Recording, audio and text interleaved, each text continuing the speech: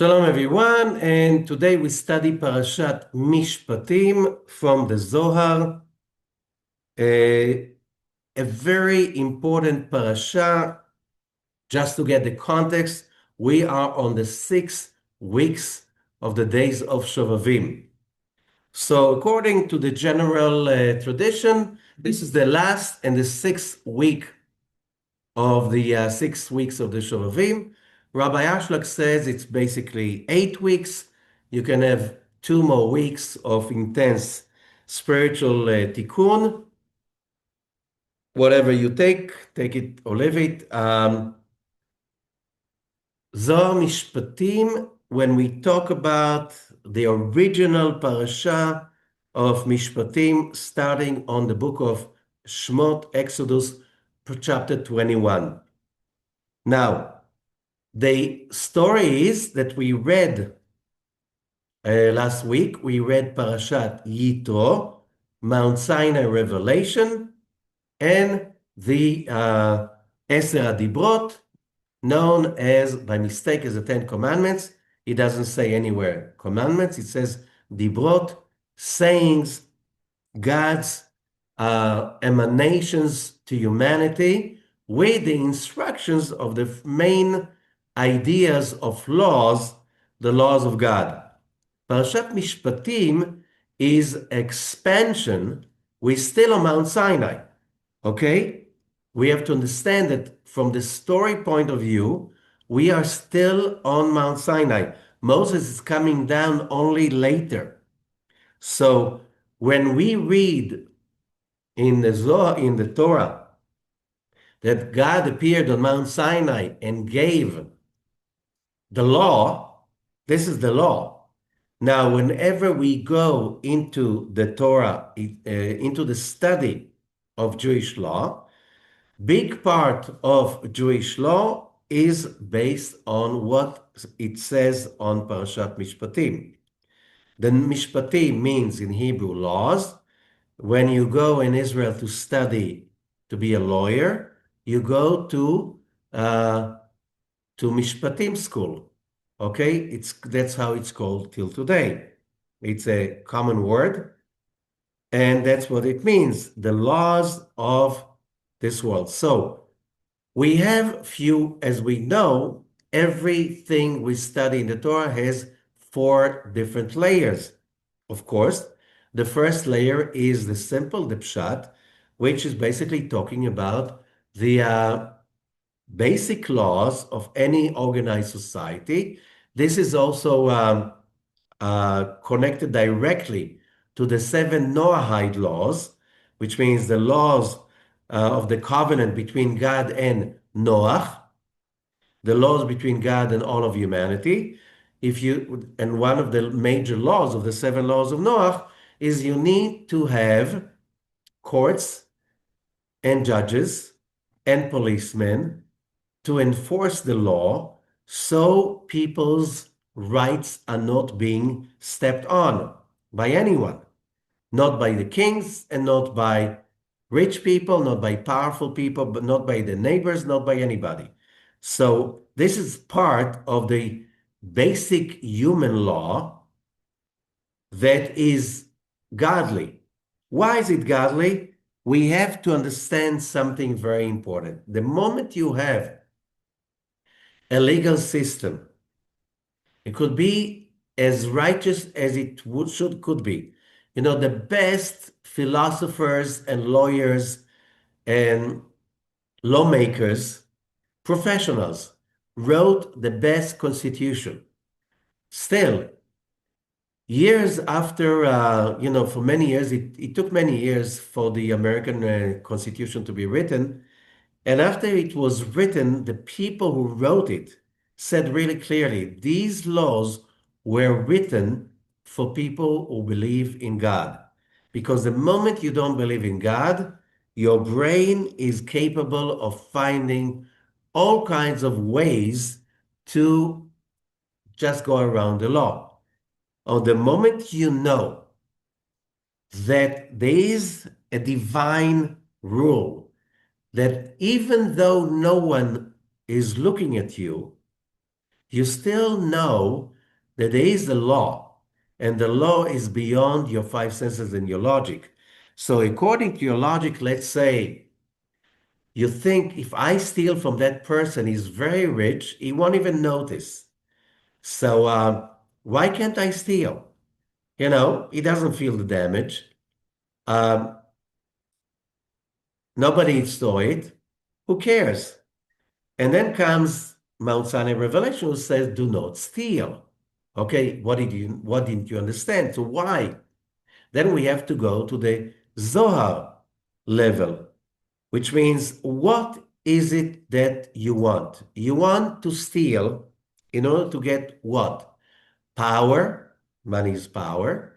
Pleasure, you can buy pleasure with money, and you can get pleasure with things. Happiness, achievements give you happiness. So God is saying, remember one thing. When we talk about stealing, and the Zohar expands on it in a few places, especially in the beginning, Parshat Ekev, that yes, you want to achieve what is good. But remember, when it says, and God said, let there be light, and there was light, okay? And then God said, and then it said, and God said, so that it was good. The Zohar says, from there we understand that everything that is good comes from that light. So you can steal a watch, but you cannot steal God's light that is within that watch. You can steal food, but you cannot steal God's light and bliss within that food. You can steal money, you cannot steal the bliss that money should uh, hold inside.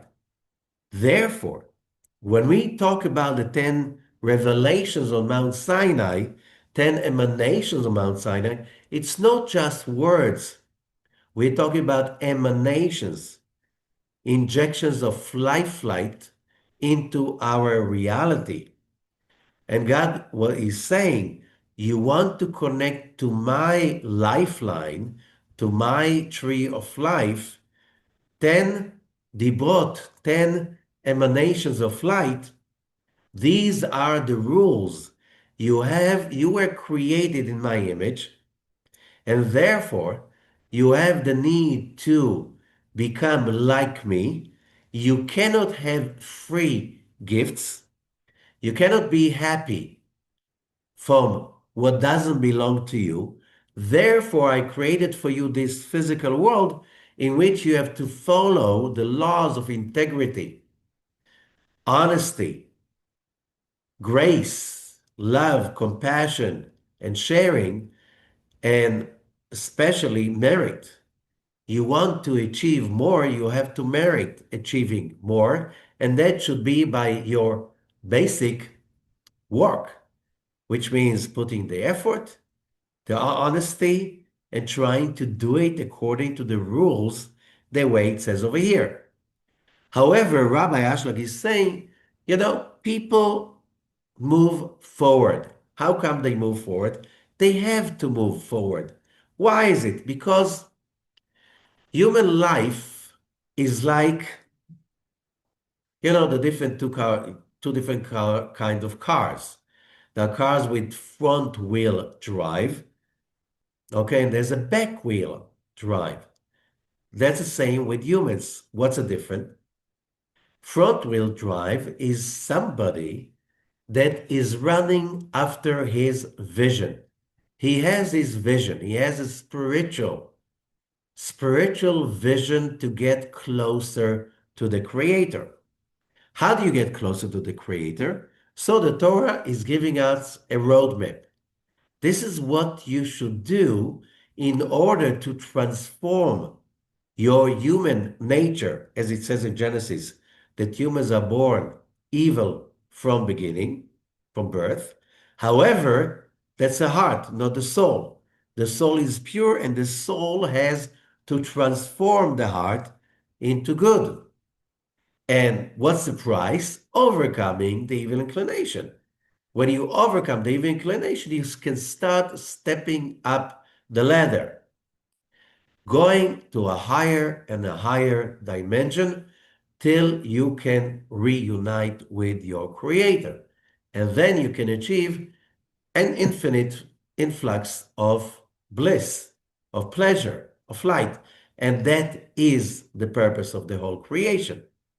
So if you have a vision, the stronger the vision, the stronger the drive, the stronger the tools that the Torah is giving to you, the stronger is the energy of pursuing that closeness with the Creator.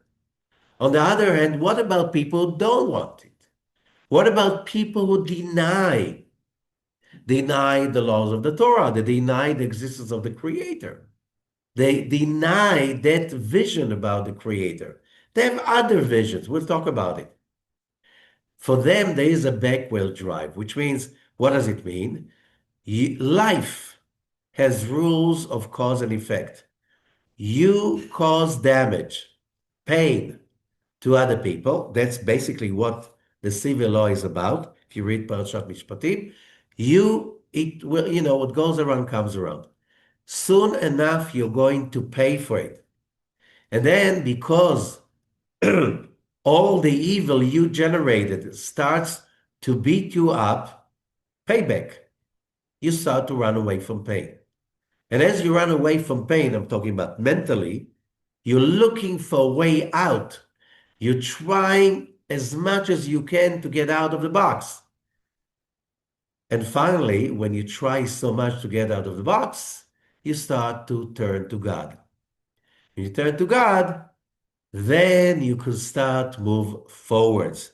But you want it or not, you will just move. The question is, are you chasing after your vision, or are you running away from pain and anguish and punishment? This is basically the idea, but still you'll be on the run unless you give up. And giving up is called by the Kabbalists aging. What is aging? Giving up, simply. You don't think that anymore, anytime, things are going to get better. That's called aging. And the same Kabbalists are saying, Rabbi Ashlag amongst them, is that aging is a criminal offense that is death sentenced. It kills people. Otherwise, we ask the question, so if we see so many people leaving this world unsatisfied, unhappy, with basically, giving up. We tried, we got something, other people got happier, we couldn't. Okay, life sucks. Life is not such a nice journey. It's mostly, most of the time you suffer, it doesn't worth it. A lot of people carry that attitude towards life. So what happened when a person dies this way? And here we come to the main idea of Parshat Mishpatim. You cannot fool the Creator. You cannot cheat him. You cannot turn him down. The purpose of the creation was one and only one. Since the Creator, said the Kabbalist, is an infinite good, he created us, his vessels, that desires to receive his pleasure, his light, his fulfillment. That's the only purpose of human existence. We have to remember that. We were born for one purpose and one purpose alone, experiencing God's pleasure.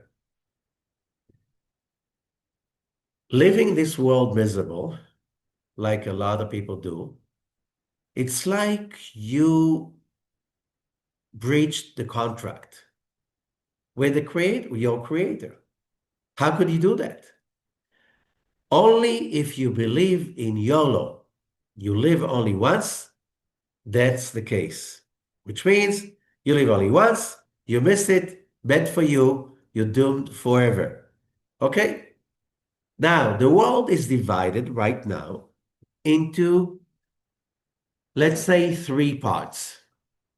One part, which is growing very fast, with very reasonable, logical reasons, and these are the atheists. They don't believe in religion, they don't believe in God. Why? Uh, Different reasons, but first of all, religions in the last millennia basically didn't do the job. Most people were basically abused by religious authorities.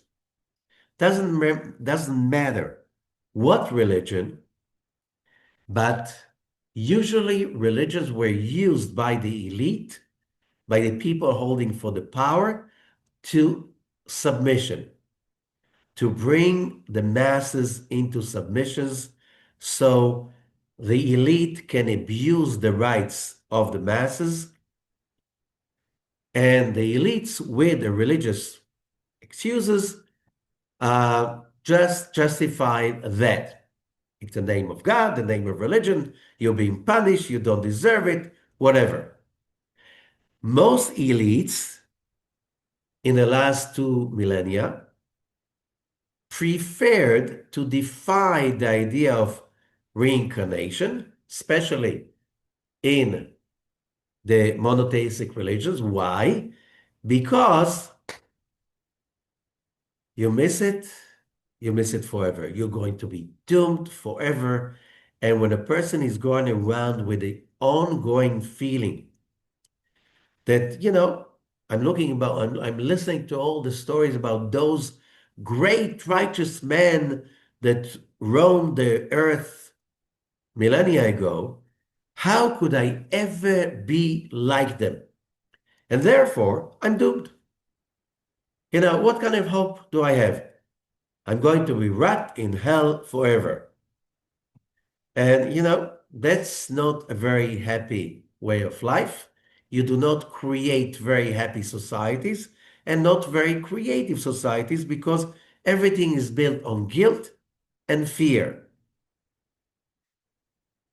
You don't create successful human beings with an environment like this. Very small part,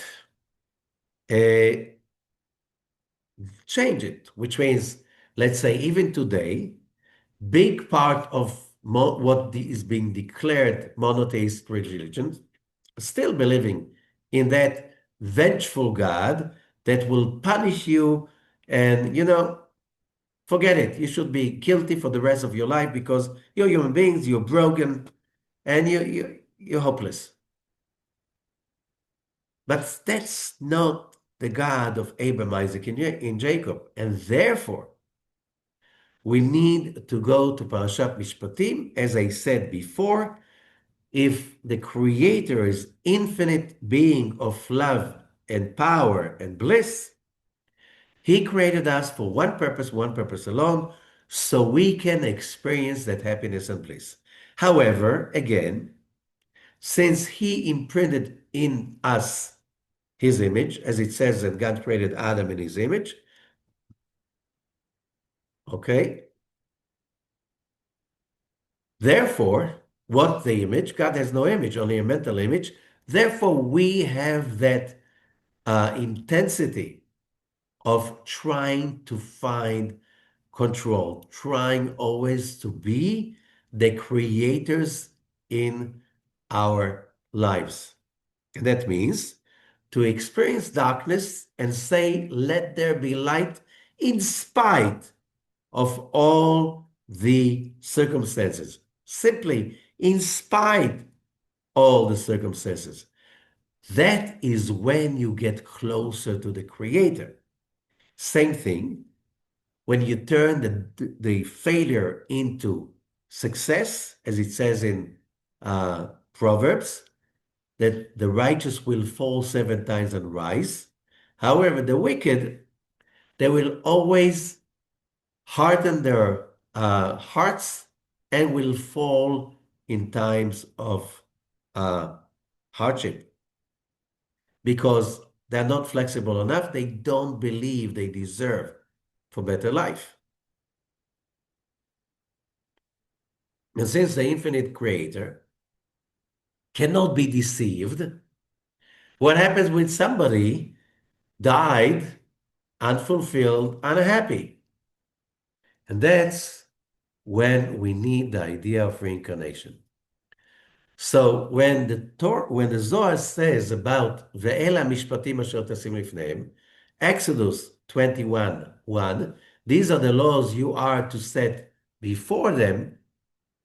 The Zohar says, פתח רבי שמעון ואמר, ואלה המשפטים אשר תשים לפניהם, תרגום ואילן דיניה דתסדר קדמהם. אילן סידורין דגלגולה, דינין דנשמתין, דידנו כל אחד ואחד לקבל עונשי. Which means, Rabbi Shimon said, and these are the laws that you put in front of them. The basic explanation, these are the laws of reincarnation. Because Mishpatim means laws, which means the judgments and the laws of souls returning, reincarnating to this world, and each one of them has to be judged according to its own punishment. What does it mean, punishment? The punishment is not to make someone suffer because you made other people suffer, you should suffer also. It's more about cleansing, because pure suffering is meaningless. Only when we're talking about cleansing of what you messed up. So basically, this parasha is about what are the rules if you messed up this way or another. How should you basically clean your act together? So there are many, many stories about reincarnation in Jewish tradition. Some of the most famous are the stories of Rabbi Isaac Luria, the Arizal, Tzfat, Upper Galilee of Israel, 16th century. The Arizal lived over there. There was a big Kabbalist community in Tzfat of those days. And the story, I'll tell you just maybe one or two stories.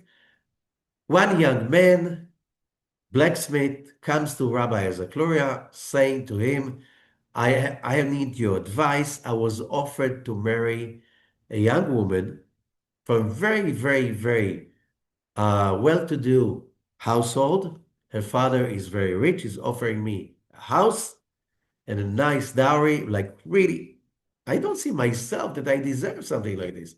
I'm not such a great guy. That he said you should take the deal, marry her. You know, I bless you that everything will be great and so on. But when it's over, come to me. Very weird answer. So the guy goes to accept the proposition. He marries that lady and he lives with her for 9 months, and 9 happy, very happy months. After 9 months, she have a sudden death and she dies. Okay, sudden death. Everybody's startled. Wow, it was such a nice couple that they lived such a nice life. She loved him so much. He loved her so much. You know what's going on? And her father got really upset. I gave you the house, give it back to me. I gave you the house because that was kind of unwritten condition in case, you know, you live with her. But you don't live with her anymore. She's dead. Give me back the house. It's only 9 months later. And what about the presents I gave you? And the money that I gave you? So suddenly the groom or the widow remembers Rabbi Isaac Luria's words. And he said, okay, whatever you want to do, let's come to Rabbi Isaac Luria, the great Kabbalist. He will tell us what to do. Because he told me. He tells his father-in-law, Rabbi Zakloria, I went to him, I asked him, should I accept the proposition? He said, yes, but when it's over, come to me. So he comes and he brings his father-in-law. So Rabbi Zakloria is saying to the two, the father-in-law and the widow, let me tell you guys what the story is about. The groom, the widower, and the bride, in past life, they were both men, and they were partners in the business. It was a business that ran along very well till one partner betrayed his partner and betrayed the money, gave him a big damage, left him with a big damage of money that he took away. And not just this, when the victim took his partner to court, it went, in court, the story went in court for 9 months of really excruciating pain, a lot of anguish for the victim. Finally, they settled he didn't ever got back the money, and he had horrible, like 9 months still from the time he discovered the theft and the treason and till they left court. So they were both, says the Arizal, decreed to come back for another lifetime.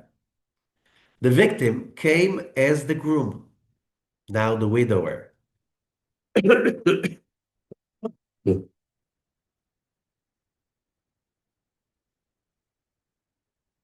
The partner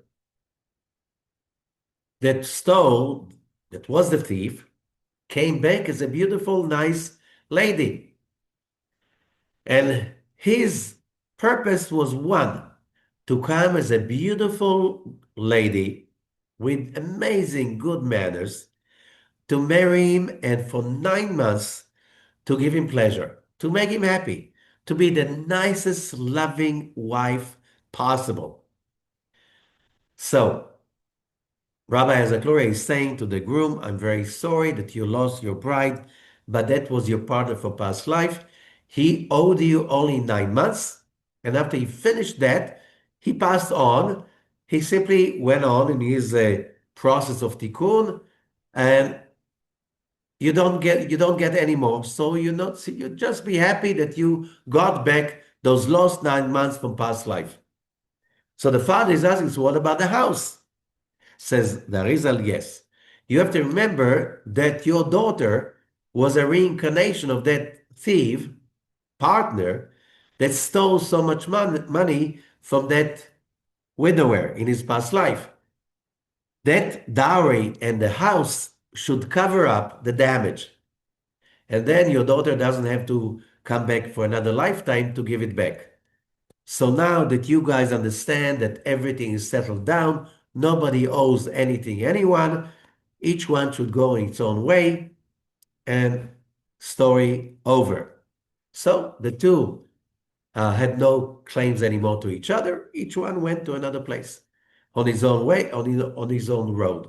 Now, if you don't understand reincarnations, you have no idea what's going on. How many times we see people achieving stuff like, getting stuff like a present they never worked for, where did I get it from? Or losing stuff, why should I lose that stuff?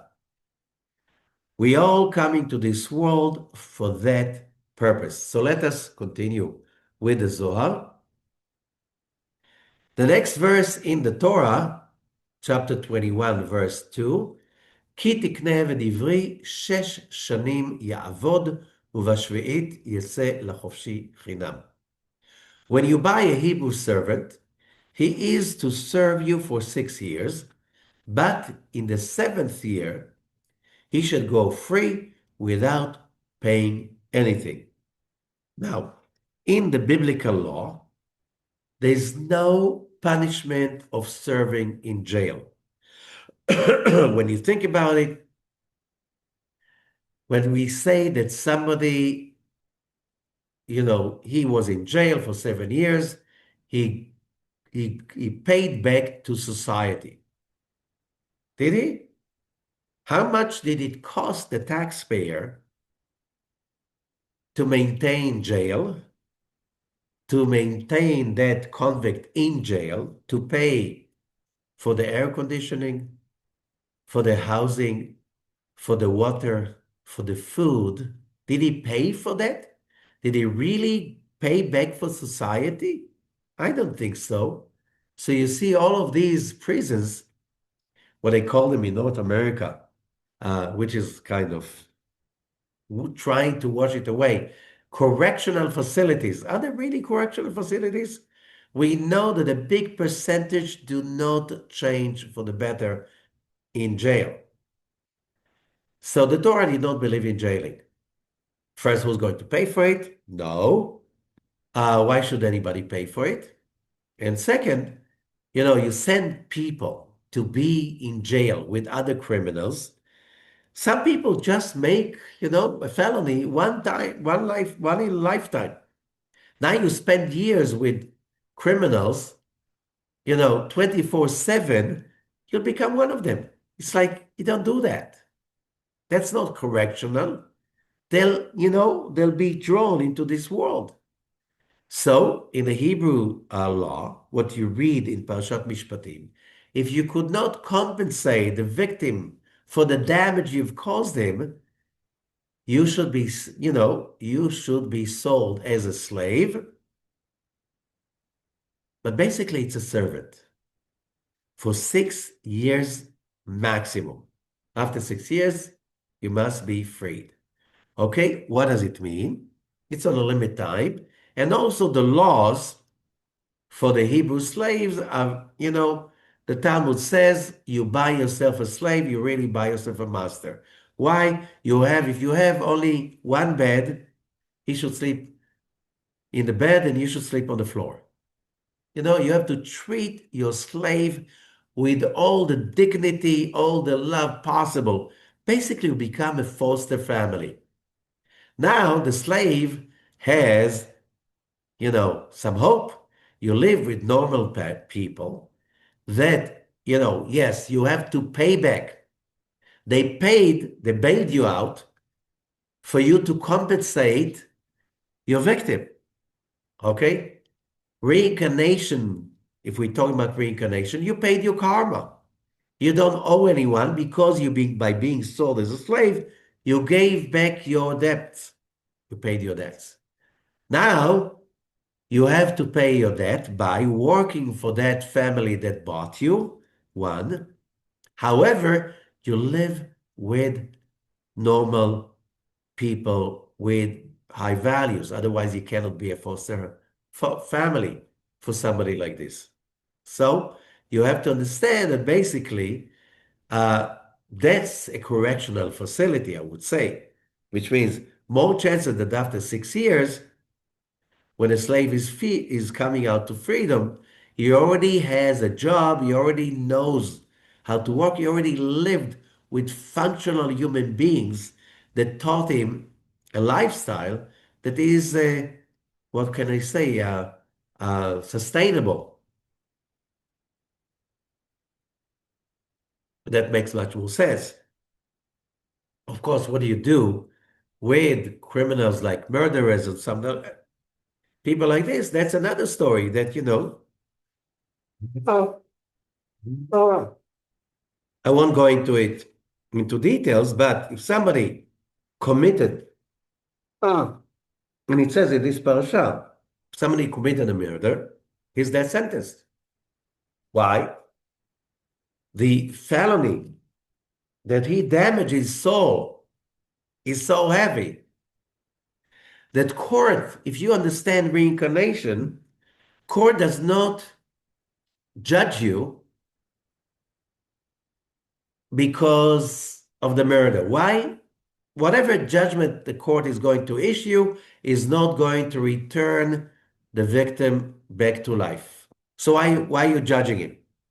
What are you judging, says the Talmud, Tractate Sanhedrin, when you're talking about the laws of court, how do you structure court? is you have to do it with love others as you love yourself. How do we simply balance that person he murdered consciously, intentionally? If he did that, the damage is too heavy for his soul to contain. The only way to release that spiritual, mental death is by execution. So the whole thing, discussion, how do you execute that person in a way that is going basically to remove that dark energy that was created by the murder so he can reincarnate again and maybe continue for his tikkun. I hope that this is understood, but we don't think like this today. And maybe this is one of the reasons that our societies are not that functional anymore. Maybe yes, maybe no. You have to, you have to check it out. You never believe. You have to check it out. Verse 2 in the Zohar Sulam. Continues Rabbi Shimon. אמר להם רבי שמעון says, חברים, friends, כאן הזמן לגלות כמה סודות נסתרים של גיגול. This is the time to reveal some hidden secrets of reincarnation.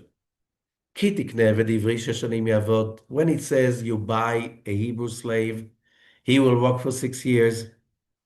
This is a parable. You can take it also on the metaphysical dimension. What does it mean? כשהנשמה מתחייבת בגלגול, when the soul needs to reincarnate. Why would the soul need to reincarnate?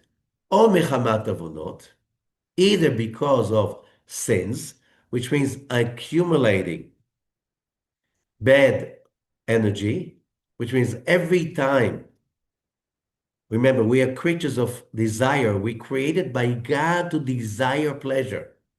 However, when you consume that pleasure in a wrong way, called basically selfish, when you pleasure yourself, doesn't matter with what.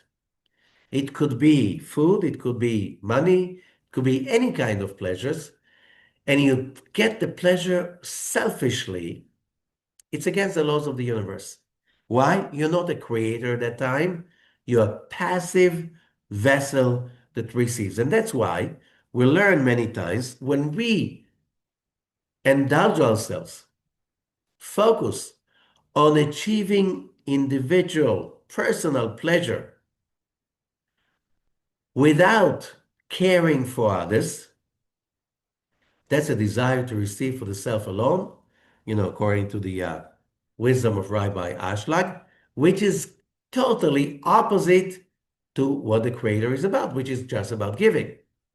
Because you turn so far away from the Creator, you get his bliss because he never says no, the Creator. You get the high and then the buy, the flash and the crash, the fulfillment and then the emptiness, which means when we have a selfish, non-spiritual high, and it could be from food, sex, money, doesn't matter what, it gives us a high, but how long this high could last? 10 minutes, 20, 30 minutes, 40 minutes, not too long. And then comes the crash. Why?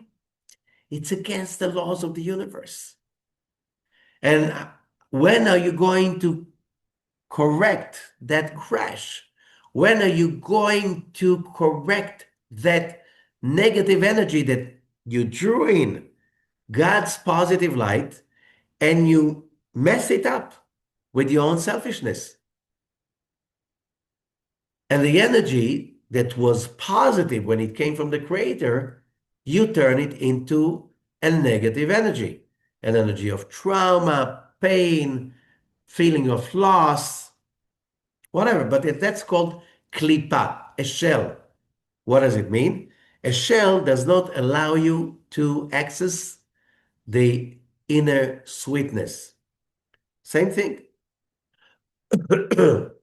Still, there is a desire to achieve fulfillment, which is totally, totally okay.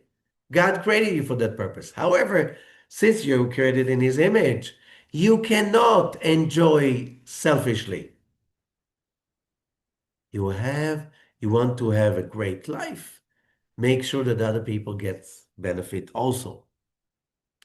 You want to feel pleasure, make sure that other people experience that pleasure too.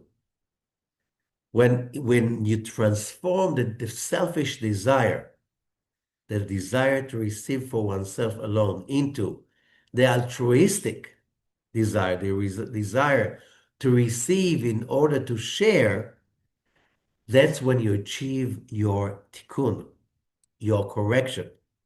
So if you die, everybody dies finally, then your soul is aware of the when the soul could not take over and when the body took over.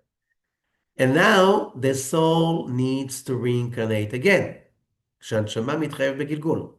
או מחמת עוונות, either because of sins, which means when a person behaves in a selfish behavior, hurting others or not hurting others, it doesn't mean, it's the same thing. Why? When you hurt the universe by hurting yourself. Why? Being too selfish, not looking for the greater good for everybody. So, either because of big mistakes, we have to come back again to meet the same occasion or similar interaction, and now you have to transform it into a great positive experience. So that's when we come back in another lifetime because of avonot, sins, which means behavior patterns that brought you instant, short-lived pleasure that followed with pain that lasted for years after. Okay, so that's one reason to come back for another lifetime. או שלא השלימה בחייה התורה מצוות.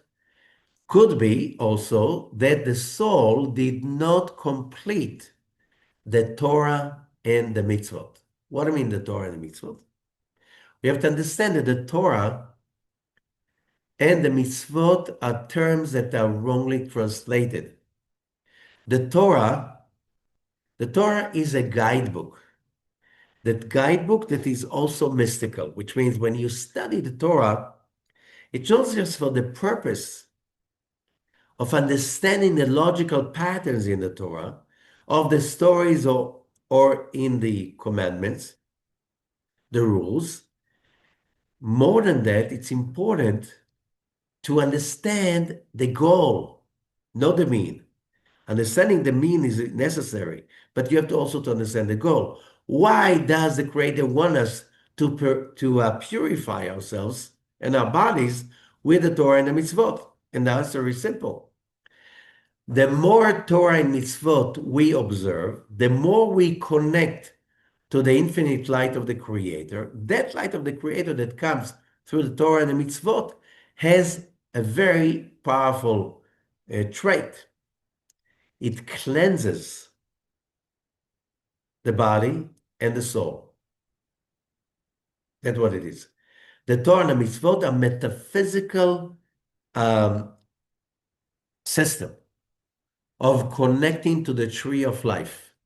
When it says in the Torah, do not steal, it's simply an instruction, do not hurt your soul. Why? Because you steal. When you steal, you hurt somebody else, one, and you have to compensate it. You want it or not. Sooner or later, you're going to compensate him. And the second thing, what about the pleasure that you didn't achieve, you didn't receive? So the Torah mitzvot are there to help us to purify ourselves. So every event, every interaction, we'll find the way to connect to the metaphysical dimension of this universe, because by doing that, A, we cleanse ourselves, B, we achieve levels of pleasure that you cannot achieve just with a physical, just using a physical body.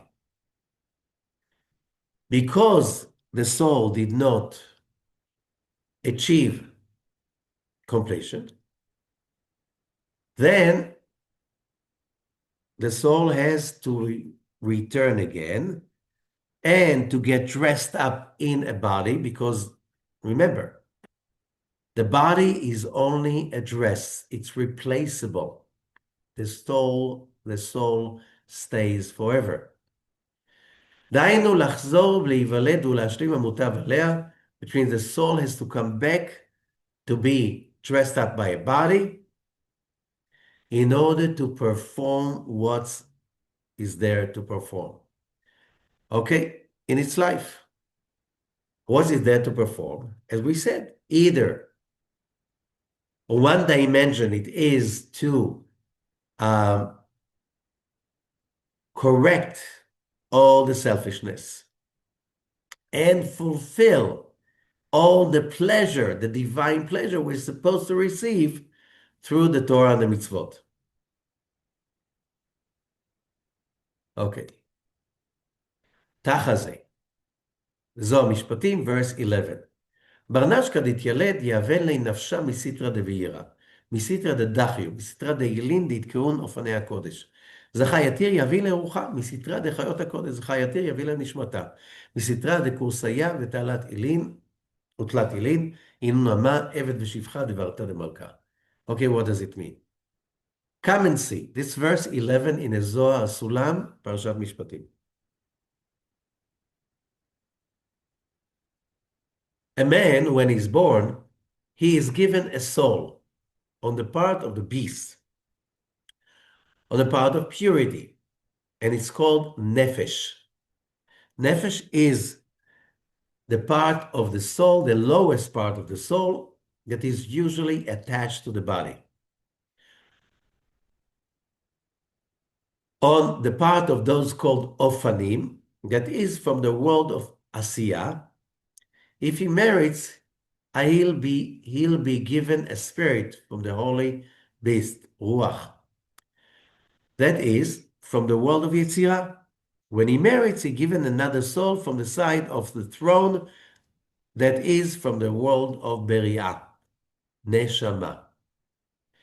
Okay, so we understand that a human being, a human soul, can transmigrate and come to this world again and again and again. And if the person is really on a high speed journey, he can achieve nefesh, ruach, and neshama. And each one of them is divided to nefesh, ruach, and neshama also. How do you do that? By the study, by meditation, by prayers, by working out spiritually and creating a real heavy commitment to spiritual journey. Okay, then you climb up the levels. But you need to cleanse every level before you climb up to that level. So we learn from that the thought behind the creation is to give pleasure to its creatures. We get it from the Rasag Rabbi Saadia Gaon, one of the greatest sages of Eretz Israel in the 9th century.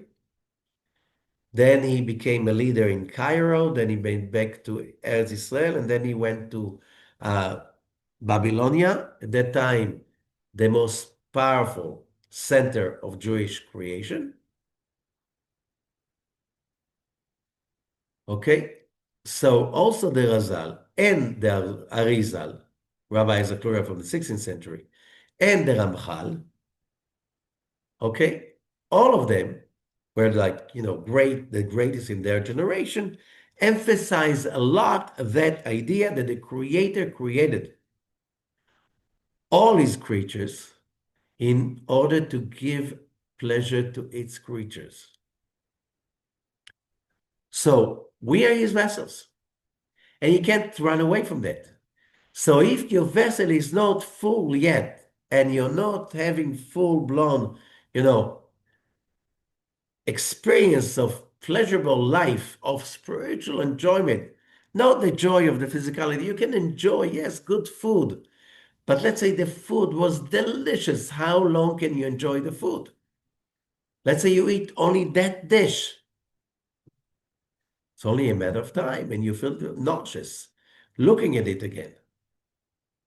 This is like, this is like uh, pleasures that are really fake.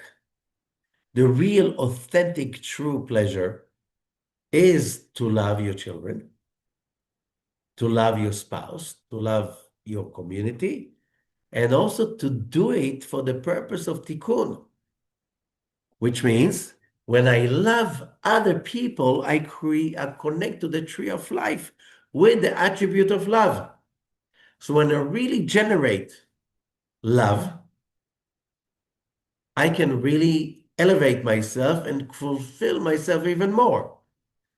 Meanwhile, how do I get How do I get to do that? First of all, I need to have a conscious mind that really is connected to that idea that the thought behind the creation is to give pleasure to its creatures.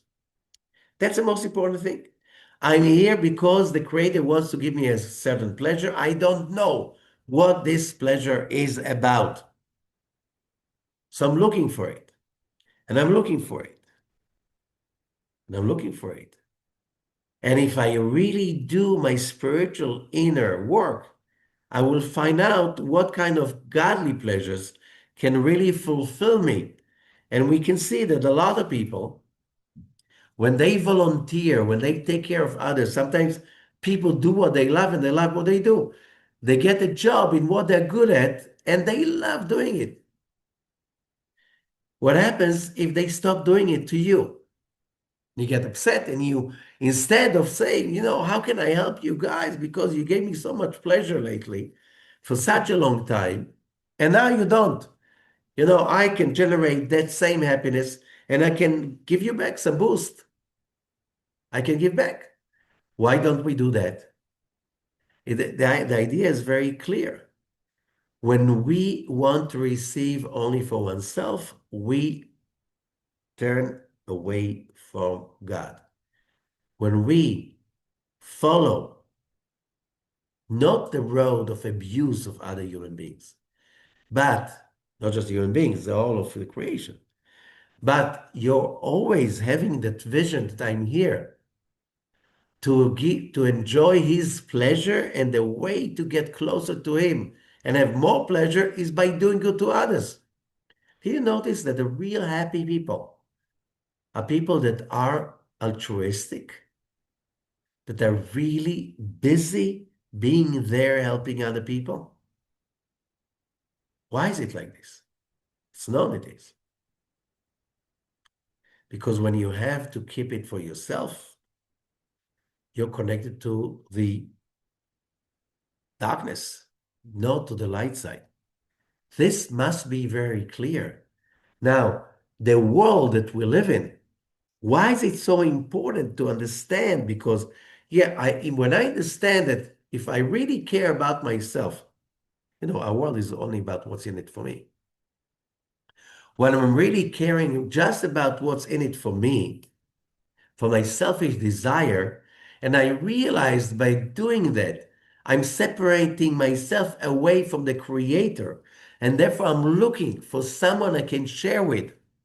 Could be a good word, could be money, could be food, whatever that person needs.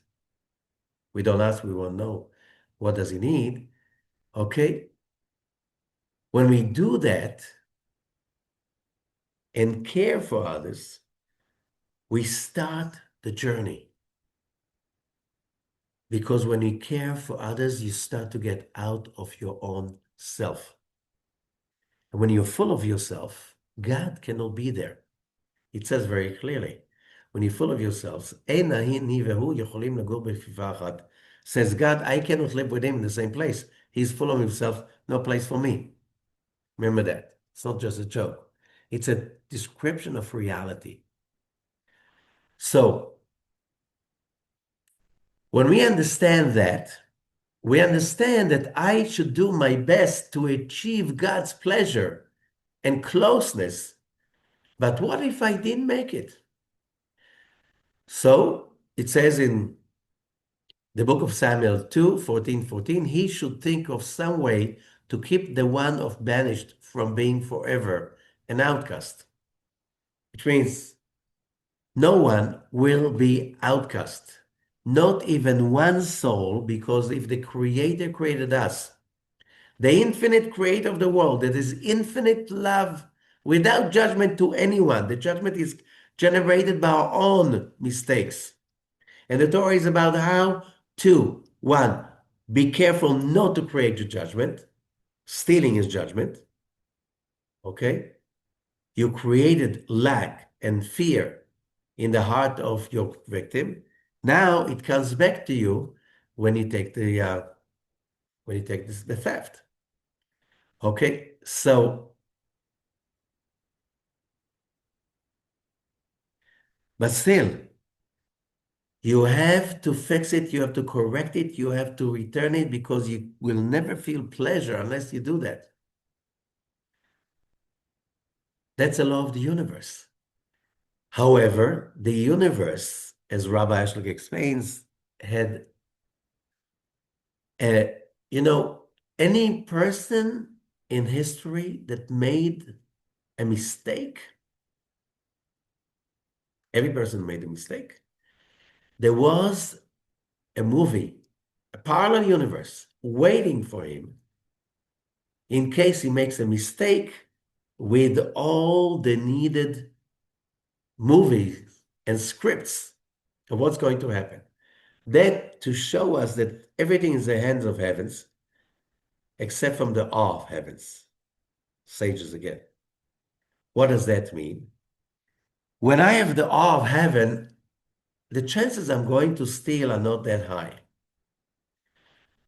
The chances that I'm going to hurt other people are not that high also. When I do hurt somebody, when I do evoke damage in other person's life, most chances that if I have the awe of God, I will find a way to compensate the other person. Why? Because I take responsibility. Because I believe in the one God, and that one God created me to get closer to him. But if I'm a villain, I cannot be close to him. I have to get close to him by becoming like him. So we can see it also on the two tablets that we read last week. When it says punishing the children for the sins of the father parents to the third and the fourth generation of those who hate me. Wow, what does it mean? Well, it says in Deuteronomy, fathers are not to be executed for the children, nor are the children to be executed for the fathers. Every person will be executed for his own sin. Very important, but how could Deuteronomy 24:16 negate Exodus 25? And the answer is that they don't know the negate. There's no contradiction. Why? Because when he's saying punishing the children for the sins of the parents to the third and fourth generation, we're talking about, says the Zohar, the same soul reincarnating 4 times, and every generation the soul is getting its harsh life till it chooses that soul to rise above for the occasion and to generate happiness, creativity, and so on. That is called the tikkun, correction. That instead of feeling victim, instead of blaming the whole world for your pain, you try to find a way to get closer to the Creator by being benevolent, sharing, giving, grace, and so on. And by that, you can remove that karmic debt, and then you don't have to reincarnate over again. If you don't change that, you return and then again. However, God is always going to give you, the way out, moments of exit in which you can turn the darkness into light. You can turn the pain into light. So what do you people mean by quoting this proverb above the land of Israel? This is Ezekiel 18:2. Parents, the parents eat sour grapes, and the children's teeth are set on edge. And Ezekiel continues, for everyone belongs to me. The parent as well as the child, both alike, belong to me. The one who sins is the one who will die, which means when we are talking about real parents and children, you don't pay for your father's sins because your father will pay for his sins and you pay for your own sins. Your father is responsible for his own happiness and you're responsible for your own happiness. You can't do it for someone else. We know how fathers, parents will do everything to make their children happy. He can't force someone to be happy. You know what? Before you were the parent of that child, God was the parent of that child. He is his parent since the creation. He cannot force his child to be happy and successful. His child has to say, I do. I want it. Basically, so the concept that we are facing over here is very important. The concept is the concept that we have to understand that every human being, every human soul is destined for greatness. Jews and non-Jews alike, we are all created by the same creator to experience finally the same fulfillment. However, we have different journeys to achieve our mission. Different because each one of us has to set it with his own pace, with his own direction. Each one of us has different weaknesses and different merits because we were created differently, because we come, all of us, from Adam and Eve. Souls who came from, Rabbi Azakluray said, souls who came from the ears of Adam, if you come from the right ear, the left ear, it's a different tikkun. If you're coming from the right arm and the left arm, it's a different tikkun. If you're coming from the right leg and the left leg, it's a different tikkun. And also in the arm and the leg, there's so many subdivisions. We're not the same. We're not the same. Thank God. Can you imagine everybody will be a plumber? Who will cook? Okay, who will make art? Who will make music? That's why God created us in so many ways. But you have to understand one thing. In order to reach balance and real true happiness, we humans have to understand that not just as is hope, we have to take responsibility. It's going to be very painful till we take responsibility, which means, I messed up, I fell, I get up because I don't have any other choice. The Creator did not choose me to fail. He created me to try again and again till I make it happen, till I create that moment of divinity, moment of greatness in which I can overcome the negativity, the blindness, and so on, and become fulfilled with the spiritual light of the Creator. As I say again, in the last few years, it becomes very, very intense. The idea, what is the God that we believe in?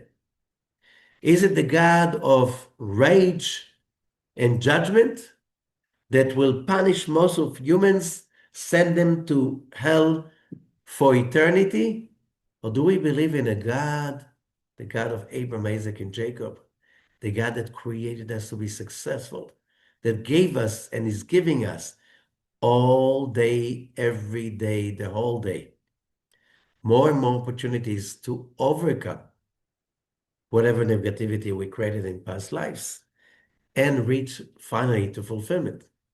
Now we can understand all the legalities in this parasha. Let's say Exodus 21, 33, 34.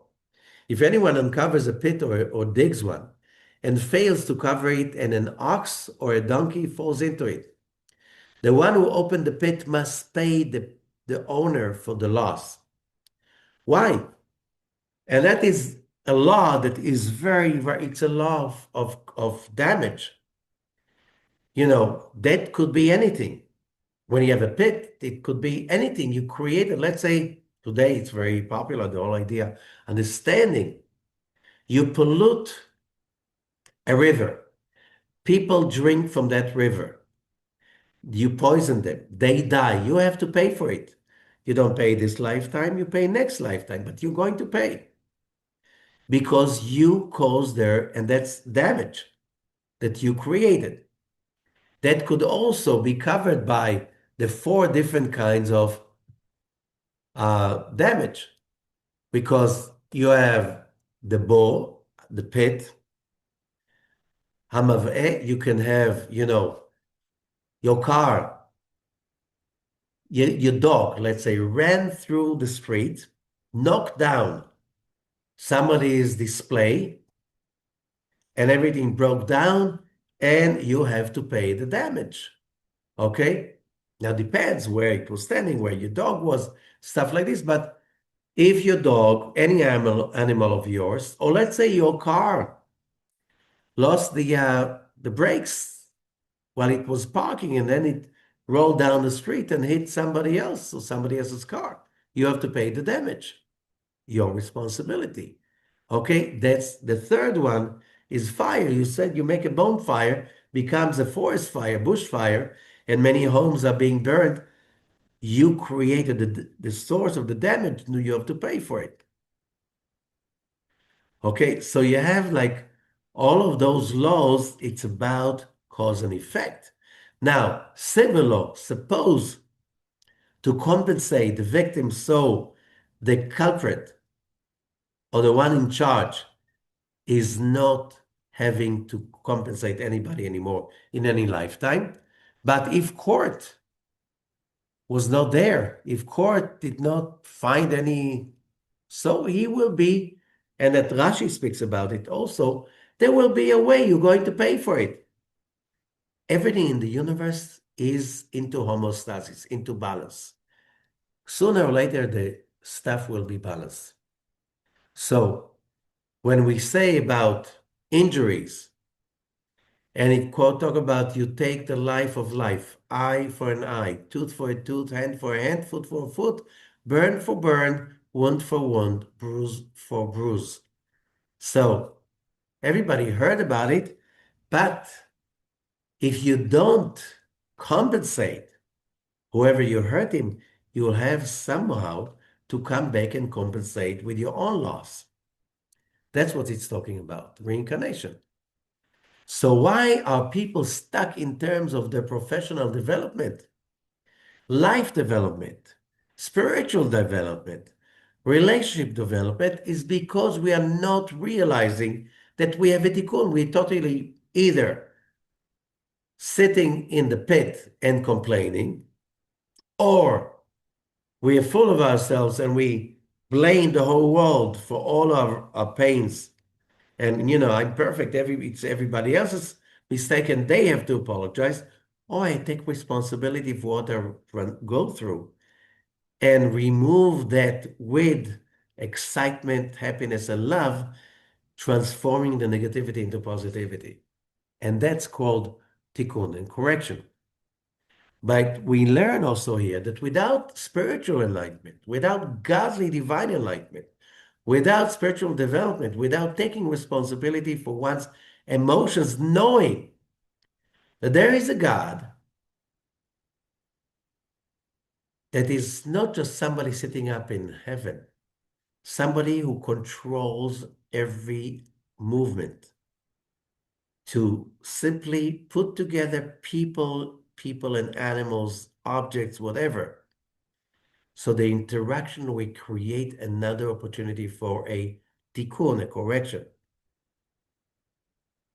So that's how we take responsibility, and then we correct, transform, improve our emotions and our perception of reality. Without doing that, there will not be a progress. Nobody will do it for us. We have to do it on our own. So basically,